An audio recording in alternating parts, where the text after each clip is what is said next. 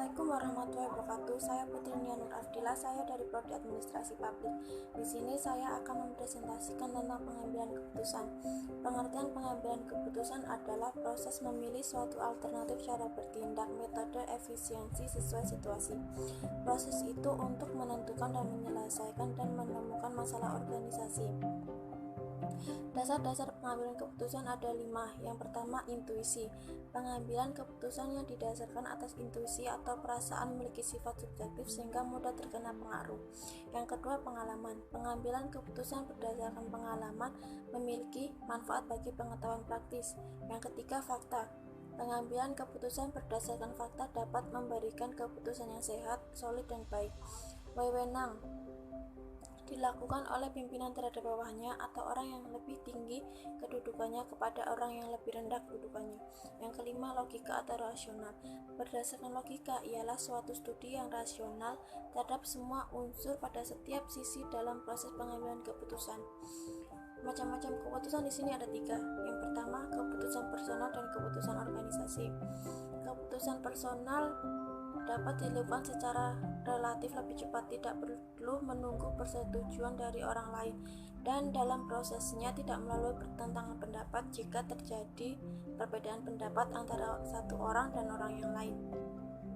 Sedangkan keputusan organisasi ini dapat menjadi sarana pemberian kesempatan pada setiap anggota organisasi untuk berpendapat, melatih disiplin kelompok melalui tekanan masyarakat untuk berkeputusan, serta memupuk kerjasama kelompok dalam memecahkan masalah.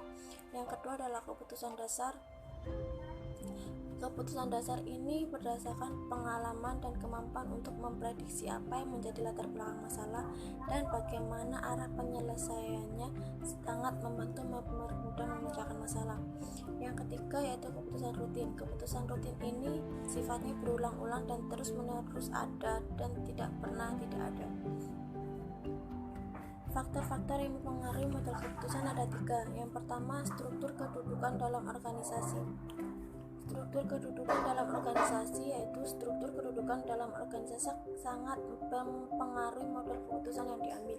Yang kedua, lingkungan. Keputusan yang bersifat inkremental hanya dapat dilakukan dalam situasi yang relatif stabil.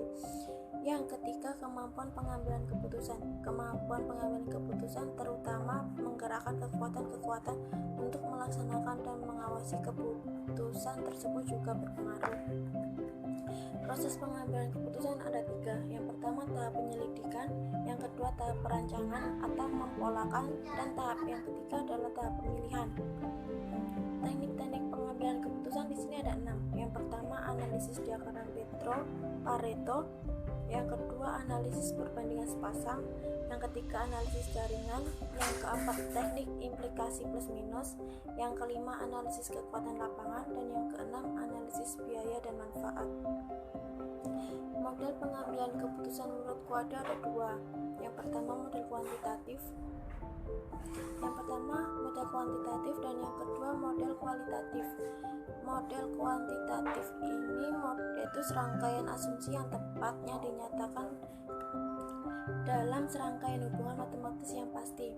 Contoh model kuantitatif ini indikator dari pemerataan dan perluasan pendidikan yaitu APK, angka partisipasi kotor, dan APM, angka partisipasi murni. Untuk menentukan APM tersebut dapat digunakan rumus sebagai berikut. APM sama dengan usia 7-12 tahun yang ditempuh di sekolah dibagi usia 7-12 tahun seluruh siswa dan dikalikan 100%.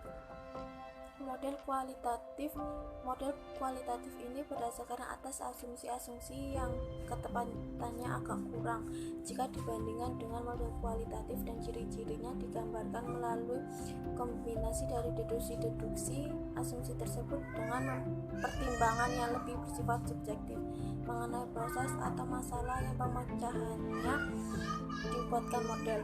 Contoh model kualitatif adalah peningkatan mutu dan relevansi pendidikan merupakan masalah yang perlu dicari solusinya, sehingga tidak terjadi lagi kondisi-kondisi yang memprihatinkan di dunia pendidikan di Indonesia.